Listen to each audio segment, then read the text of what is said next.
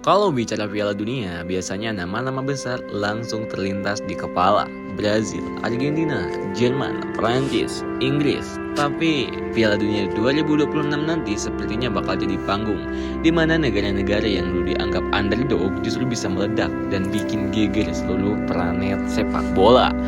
Bukan karena jumlah peserta yang makin banyak dari 32 jadi 48 negara, tapi juga karena peta kekuatan dunia bola sudah jauh lebih cair dari sebelumnya. Tim-tim yang dulu cuma jadi pelengkap grup sekarang udah punya sistem, bintang, bahkan keberanian buat ngelawan siapa aja. Lupakan deh skenario aman di mana Brazil selalu ke semifinal. 2026 itu bisa jadi panggungnya tim-tim seperti Maroko, Jepang, Amerika Serikat, dan Kolombia. Mereka itu bukan sekedar tim kejutan, tapi adalah kandidat penebar kekacauan. Kita mulai dari Maroko, negara Afrika Utara yang sukses bikin sejarah di Piala Dunia 2022 dengan menembus semifinal pertama dalam sejarah negara Afrika. Itu bukan sekedar dongeng atau keberuntungan, tapi hasil dari revolusi sepak bola Maroko selama lebih dari 1 dekade terakhir. Mereka bangun akademi, kirim pemain ke Eropa sejak usia muda, dan punya diaspora besar yang terbesar di Liga 1, La Liga, sampai Premier League. Nama-nama seperti Achraf Hakimi, Sofiane Amrabat, dan Yassine Bounou adalah wajah dari generasi Maroko yang matang secara mental dan teknis. Tapi yang bikin mereka berbahaya di 2026 itu bukan cuma soal pemain, tapi cara main bro. Mereka tahu kapan harus bertahan dalam blok rendah, tapi juga bisa langsung transisi secepat kilat. Di 2022, mereka bikin Belgia bingung, kalahin Spanyol lewat adu penalti, dan taklukan Portugal. Jangan lupakan juga skuad mereka masih muda bro. Banyak yang bakal memasuki usia emas di tahun 2026. Bayangin Hakimi umur 28, Amrabat lebih dewasa, dan anak-anak baru lagi dari Liga Prancis yang terus bermunculan. Tambahkan itu dengan semangat Afrika dan dukungan diaspora Maroko. Di mana-mana mereka bisa jadi tim paling berbahaya dalam diam. Sekarang pindah ke Asia Timur. Jepang, negara yang udah terlalu sering diremehkan, tapi selalu tampil konsisten di Piala Dunia.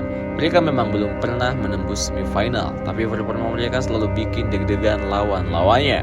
Di tahun 2022, mereka kalahin 2 raksasa Eropa, Jerman dan Spanyol, dengan permainan yang rapi, disiplin dan berani. Tim Samurai Biru bukan lagi sekedar tim defensif, berisi pemain lokal. Mereka udah jadi Eropa mini versi Asia. Lihat saja komposisi skuad mereka sekarang. Kaoru Mitoma di Brighton, Takefusa Kubo di Real Sociedad, Ritsu Doan di Freiburg, dan banyak lagi nama yang beredar di Bundesliga dan La Liga. Jepang itu ngeri banget cara main bola modern, pressing tinggi, kombinasi cepat, dan penyelesaian akhir yang makin tajam. Tapi lebih dari itu, mereka punya mental pejuang. Jepang bukan negara yang main buat viral, mereka main buat menang bro. Sistem pengembangan pemain mereka sudah kaya mesin. Akademi di Jepang gak cuma fokus teknik, tapi juga mentalitas.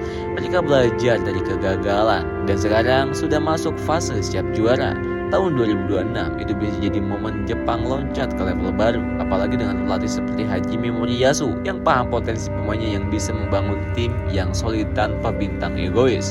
Jangan abaikan juga tim seperti Senegal, Australia, Ekuador, bahkan Kanada yang juga berkembang pesat. Senegal punya pondasi kuat dari akademi seperti Jumpers dan Generation Foot. Mereka punya Sadio Mane, Kalidou Koulibaly, dan Edouard Mendy.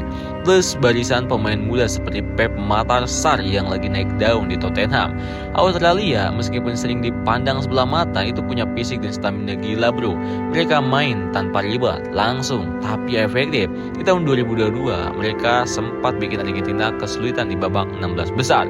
Sekarang mereka makin berkembang dan liga lokalnya mulai serius membina pemain muda. Sedangkan Ekuador, lihat aja Kendry Faes dan Moises Caicedo. Tim ini sangat muda dan sangat lapar. Sementara Kanada yang biasanya hanya jago di hoki es, kita punya pemain seperti Alphonso Davies dan Jonathan David yang bisa bikin lini belakang lawan pusing 7 keliling.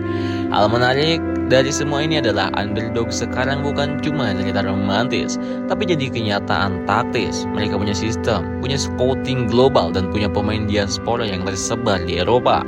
Teknologi, nutrisi, dan akses informasi membuat gap antara negara elit dan negara berkembang makin tipis. Tidak ada lagi pertandingan mudah di Piala Dunia. Bahkan negara seperti Suriah, Uzbekistan, atau Mali pun bisa tampil sangat solid jika berhasil lolos.